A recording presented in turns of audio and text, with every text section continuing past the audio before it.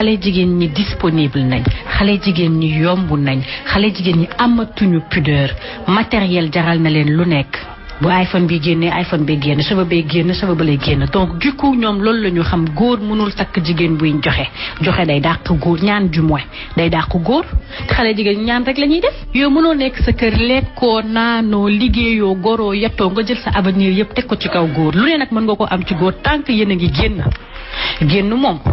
góor mën na la cee defal lu nekk xale góor li ñu war a am yëpp ci mariage ñu ngi koy am ci seen gel yi dañuy bale dañuy fomp dañuy fóot dañuy raxas góor day jël ay millions ñëw ne la am billet nañ dem Dubaï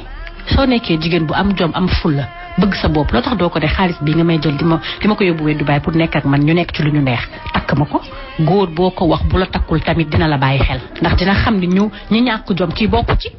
mais ñun ku gën a libre sa morom rek ñun loolu la ñuy jaay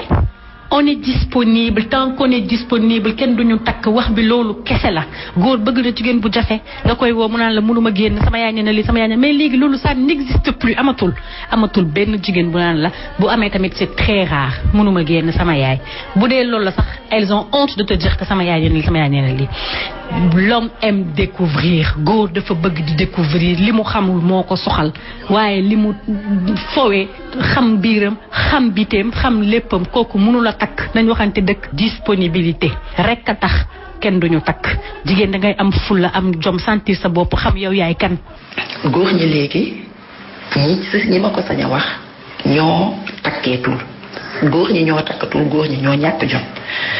ndax kalaa ngay takk foog balaa nit di takk foog mu am jom góor ñi ñàkk nañ jom góor ñi bëgg nañ lu yomba góor ñi léegi ragal nañ joxe dépense ragal nañ engagement ñemeetuñu jël seen responsabilité góoru léegi dañoo bëgg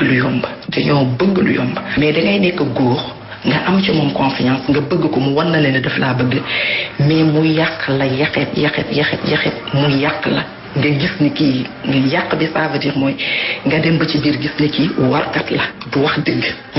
lu mu la wax suba ba ngoon jot waxu la dëgg mën na wor mën a yàq deru jigéen bala may tee ñu naan jigéen ñi ñoo lambal seen bopp jigéen ñi ñoo sëyatul jigéen ñi ñoo yomb ñoo def ni ñoo te lépp ñoom la jigéen nu mu mel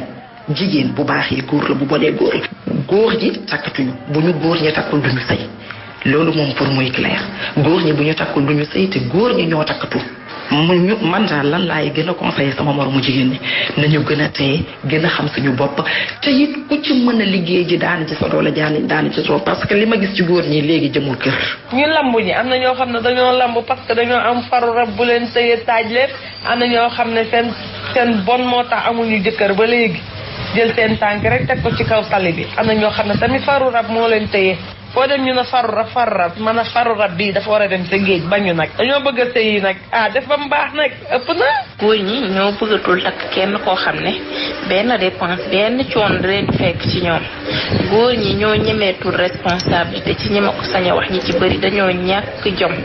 ñemeetuñoo gàddu dépense ñemeetuñoo gàddul jeeg ak li war ci moom lépp